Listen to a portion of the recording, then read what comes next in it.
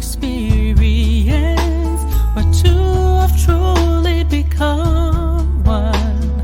God is at the center of us, our purpose and vision in His love. We dedicate our today, tomorrow, and always to You, our King. Bless and let there be love in our home. The marriage experience ordained by You alone. The marriage experience.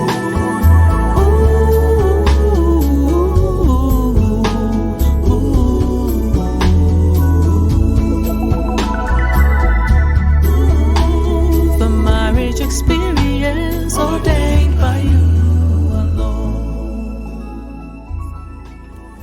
Welcome to the Marriage Experience program with Ayo Kunle and Boston A. Santos, where they explore what it means to cultivate a God-centric marriage, delivering realistic biblical wisdom, pointers, and insights from couples and individuals on the marriage journey.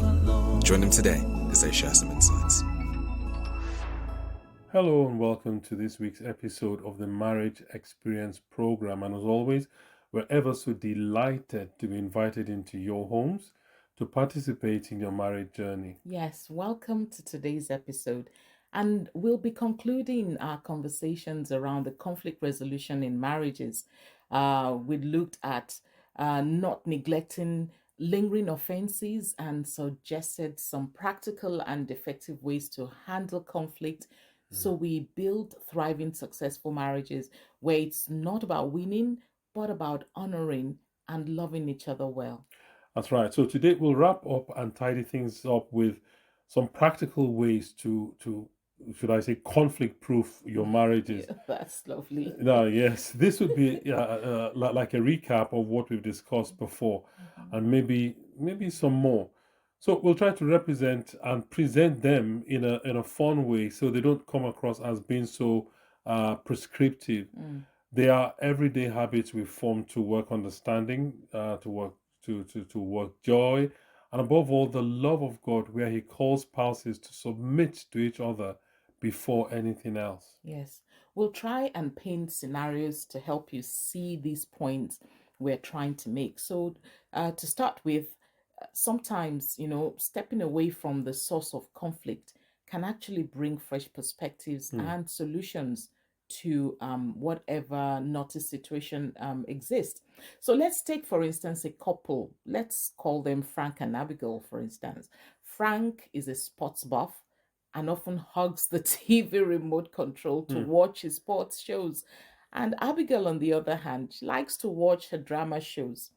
Yeah, you guessed right. There was always issues about who watches what. So one day, Abigail decided to hide the remote control and declared a no TV evening. They had to look for something else to do. So they decided to play a board game, and then they rediscovered their love of board games. They talked about the fact that they needed to share what they watch on TV. And Abigail then made a schedule of who would choose what they watched and when.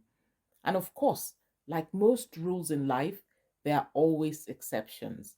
And if Frank's favorite team, for which he is a paying life member, is playing in the finals at a time which falls on Abigail's TV remote time to watch the next episode of our favorite TV series, there will have to be a mutual agreement for grace to be extended to Frank.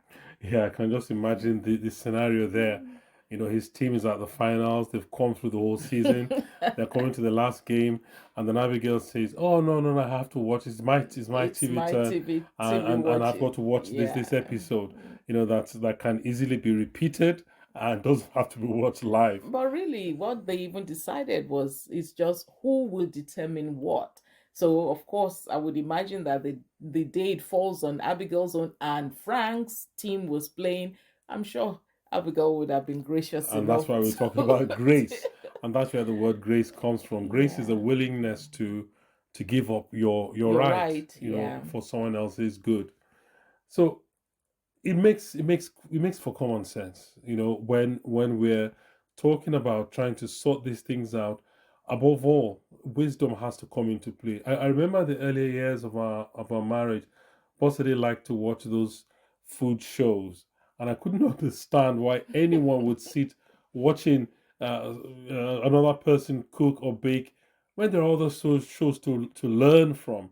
I like documentaries or shows to do with um, stuff like aviation accident Mm, investigations. I'm a pilot, so go figure. Now, I also very much loved true life stories or mm, events of nature.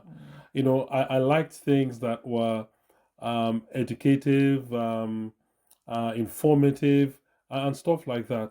Like Clockwork, she tuned the TV on in the evenings to those wonderful quote unquote food channels, and sometimes not even watching them. And of course, the boys and I would all be subjected to having to watch this program and watching them bake a cake or something. But I told you the reason why I watch them. I love to just see somebody take ingredients that they didn't plan and make something out of them. So that was interesting for me and educative for me as well. And that is when I would also respond and say, well, yeah, you could take some bolts and nuts together and build something, some magnificent machine, and that's where the difference is. And it doesn't make anyone right or wrong. It just Mm, it just means that one has to find the the preferences. preferences, the middle Hmm. ground. Hmm. Middle ground, of course, doesn't mean sitting right bang in the middle. Unlike our made up couple, which we talked about a few moments ago, we evolved in our resolution because we both even naturally went off TV as a result of that, I would think, and found a halfway point of what we both liked to watch on TV. Now, again, like I said a few moments ago, halfway doesn't mean exactly 50-50. It's somewhere in the middle, and it's not a fixed line. It slides left or right. Now, the food channels still surface now and again, but we are now more tolerable. The point simply is to step away from the source of conflict, and you'll gain a new perspective, and a solution will then evolve from that. And another point to note in conflict proofing your marriage is to find the humor in your conflicts and meet in the middle. And I That, of think, course. yeah, and I think that's really good because Mhm, humor, humor is a very powerful tool, and absolutely. it tends to break the ice in a lot of situations. Yeah, I mean, like you said earlier on, meeting halfway doesn't necessarily mean 50-50. It could in some circumstances be 90-10, but there should always be a light-hearted and amicable resolution. And one of the causes of conflicts in marriage, as we also experience interestingly, is something as ordinary, or shall I say as mundane as temperature control. I like, or shall I say, liked it warm and toasty, and he likes it cooler, aka cold. It would, AKA natural. aka cold. I would wear my jumper at home. I remember when we still lived in Nigeria and had to use the air conditioner to keep our home cool. Our bedroom was like the North Pole, and I'd wear my cardigan on top of my nightie under the duvet, and that used to really amuse him. He'd increase the temperature for a bit and then secretly down again after I may have fallen asleep. Then, shortly after we moved to the UK, we went to the south of Spain on holiday, and I experienced my preferred heat on a whole new level. Hmm. And I revisited my temperature preference, lol. Now we found a comfortable temperature for both of us, and allow the now and again cardi under the duvet. The point here is to find the humor in your conflicts. You used to call me a penguin or something in back in those days because of how I would, like waddle under the duvet with Hmm. my cardigan on top of my nightie, and like I just shivering and say I'm cold, I'm cold. It will go if we turn it, if we reduce the volume, it's going to sorry, if we increase the Temperature. temperature, it's going to get hot, and we're going to be bothered, trying to we won't even be able to get a good night's sleep. So anyways, we walked it through, and we got we were able to resolve that in a humorous way. Now, just to clarify, conflict doesn't necessarily mean a fight, fight, or yeah. contention. Conflict just means really a difference of Disagreement or opinion. different, Yeah, yeah. just a difference of opinion, difference of preferences, difference of understanding, difference of anything. And that's what we were representing here by the word conflict. And that will always happen, especially because, like we established at the very beginning, and like we all know, we are both coming from different backgrounds. You're two separate personalities, and coming to live together. It's one thing when you are courting, when you were not living together, you come and go, you maybe meet for lunch or dinner or whatever, and then you go your separate ways. But then coming to live together, now you see each other. You remember that word intimacy broken down to intimacy. You see each other up so closely.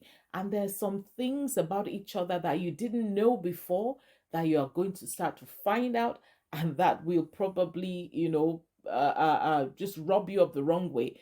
But recognizing that the point of all of this is to understand that, look, this is a different person from me, but that doesn't make me right them wrong. It just means that is who they are, and I need to be able to meet them halfway, so that we have a courteous, and we have a joyful marriage. The marriage experience. You're listening to all the day Marriage Experience by you. program with Ayo Kunle and Bosade Santos. Now, imagine another hypothetical couple, Janet and John. And imagine they had an arrangement that whoever got home first from work would start the dinner. Now, one glorious Friday, Janet got home What and found, glorious Friday. yes, and found John lounging on the couch and in sweet oblivion of the empty fridge and the empty cooker. Meaning he never checked the fridge to see what was there, to even make an attempt to cook. Right, so she decided to turn the moment into a game when she gleefully announced, right, tonight we're going to have chop style cook-off with whatever random ingredients we can find. See, that's the cooking show right there. You Oh, said no, it actually, I yourself. shouldn't have brought You that up. said it yourself. Okay, so they ended up with a questionable but surprisingly delicious mishmash of sorts, which made them laugh. Now, they cooked and learned to communicate better about grocery shopping. They turned potential conflicts or disagreements or differences of opinion or differences of understanding into fun challenges and found creative solutions together. So our next imaginary couple, Steve and Flora, both of them have their individual ideal holiday destinations. Steve prefers a more self-designed detached location, and Flora the packaged destination holidays where there are 1,001 other families there. But their planning sessions, whenever it was time to plan their holidays, often turned to intense arguments until they came up with a genius solution: rock, paper, scissors. They decided to alternate vacations, and each trip would be a surprise planned by the other person. Now, their first rock, paper, scissors trip landed them in a quirky little town with both a beach and a nearby hiking trail. It was their best vacation yet. When conflicts arise, find a way to blend your options and make decision making an adventure. It doesn't have to be so straight, line down the middle. You can find a ways to adjust and ways to bring what both of you like together. Really, remember, at the end of the day, it's for you to find a solution that is going to work for both of you, not one or the other. Now, I'd just like to make a point about this rock paper scissors system that they adopted. Now, it's not the tool for taking the decision or making the decision is not to actually make the decision, but it's to decide on who Who chooses. chooses? Yes. Because if you leave it to that, I mean, you could have, because it's all down to 50-50. Oh no, actually, in this case, it's there's a 33% chance of getting what you want. You could have 2 or 3 years where one person gets it all the time. Mm. So it's to be able to get a system where someone takes that decision. Of course, the decision is taken under the should I use the word auspices of grace Mm. and understanding of what the situation is. Now, when we first got married, I had some foibles which boss said he couldn't understand, and which she couldn't stand either. She would fume silently. Now, I'm the jester of the two of us, and I would make a joke of the whole situation, would most of the time make her laugh. We eventually worked things out and compromised and made some changes with all the situations. Here we are today. Those things are history now. Adding humor to a frustrating situation can diffuse the tension and encourage cooperation. Now, you've got to be very careful here because humor is like a very sharp knife. It's Mm. very, very effective if used properly, Mm. but it could also hurt. So you've got to be careful the way you choose your words, the kind of humor. And to be honest, yes, it's something I love to do and it's something I naturally do, Oh, you kind but of it doesn't just, always work yeah, because kind if of feel the temperature you've got to of the feel the other temperature, person. and there are Yes. times you read it wrong, and you might crack a joke or try to lighten the situation, and all you do is just make it worse. Mm. So it's something that one has to is a good tool to use, but one has to be very, very careful Yeah, with using it. absolutely. So, I mean, basically, what we are saying now is that as a couple, laugh together. The Bible says that laughter does good like medicine. Humor is your secret sauce, as they say. Be friendly with each other and don't take yourselves too seriously. Laugh, laugh. Take time to find the funny side of your disagreements and use laughter to lighten the mood. Now, talk it out. Don't let small issues fester. Address them head on with honesty and kindness. Be open about what you're feeling. The silent treatment never resolves anything. And It's interesting you say so. I'm sorry to, mm, to cut in this. mm, The silent treatment never resolves. Well, it it is won't resolve. silent But because the it's truth is, silent. it just keeps coming up over and over and over again. Yeah, yeah. So it's just for us to remind ourselves that, okay, fine, you might want to use the silent treatment as a tool and Mm. think it might work and it might give a measure of success. But in the long run, But it's not a very healthy on the tool. long run, it's manipulation Mm. because when you give the silent treatment, you kind of railroad the other person and sort of shoehorn them into doing what you want them to do, and that really, is not so. It's not really a good tool to use in marriage because it just always puts the other person on the defensive. Now, try and meet in the middle. Find solutions that will work for both of you, like we said. Turn your conflicts into challenges. Make a game out of your disagreements. It can turn a potentially negative situation into a bonding experience. Now, celebrate your differences. Embrace what makes each of you unique. Use your differences to create a more dynamic and interesting relationship. Remember, you're a team, you're not rivals. Hmm. That's very important. Mm. Acting together in marriage as a team, Mm. not rivals, not competitors, not Mm-hmm. not you're actually on the same team. Yeah. Now, conflict proofing your marriage isn't about avoiding disagreement altogether. Now, that won't happen. It won't ever happen because you are both evolving and you're learning things about each other and even about yourselves. Mm. And that process itself may cause friction. Mm. It's about handling them, all the situations, with grace, with humor, with creativity, with understanding, and all these lovely words that we've been using throughout our series. Remember, all the stories we have shared are lessons in love, lessons in laughter, and in living happily ever after. Yes, fine, this is not a Mills and Boone story or a nice, love story Hallmark on a Hallmark movie. movie where everything always turns out happily ever after. Yeah, it is not. But what we're talking about is creating that environment to enhance the good, whatever good is in the marriage. So the next time, It's really all about creating the heaven and earth scenario in our homes, which it was the original intention of God in the first place. And it's about being intentional and being proactive in ensuring that these measures, we already put them in place, and we find innovative ways of applying them within our marriages. So the next time a disagreement or um, conflict or difference of opinion or difference of understanding, whatever it may be, whenever one of these things pops up, you want to channel your inner comedian. You want to channel it on. You want to put that switch on. You want to put on the switch of being a very good communicator.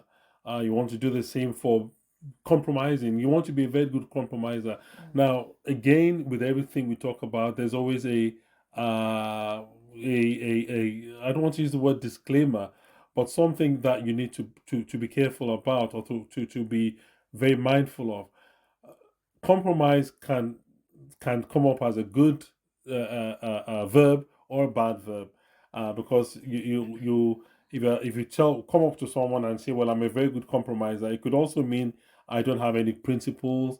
I get pushed left and right by the wind. Well, like we've talked about all of that, Yeah. several episodes back, and how to compromise effectively based on our personalities. So it's all about understanding who you are, understanding who the other person is, so that we meet in the middle amicably. That's what it's all about. It is said that no two human beings have the same fingerprint. Although I'm not a forensic person or a criminologist, but I just wonder, have you actually tested every human being that's alive? All the 8 billion or how many people there are on Earth? Well, it is said no two people are the same. So if everyone is completely different, so you would always have a situation where with two people coming together, there has to be movement. And that's movement on both sides towards some common ground in the middle. Common ground. Now, with this, your marriage will be all the stronger. You'd have more fun. You'd have better experiences, and of course, you're giving it the best chance to be of value, not just to you, but for the people around you, particularly your family, your children as well. So as always, we thank you for regularly inviting us into your homes and to be part of your marriage journey. As usual, we appreciate your feedback at MXperience@lidiosantos.com. And remember, all our episodes are available on our YouTube channel at Marriage Experience. That's experience without the E. Marriage Experience, one word. And if you're listening to this on a Monday, remember there is a replay on Wednesday. And feel free to invite other couples too. And if you're listening to this on Wednesday, thank you for turning up, and then we'll see you again on Monday. Next week. Do have a wonderful week, and God bless. God bless you. Join Ayo Kunle and Boss Day again next week on The Marriage Experience as they bring God's truth to help you build your marriage God's way. Until then, remember, marriage is God's idea, and it is a good thing. The marriage experience ordained by you.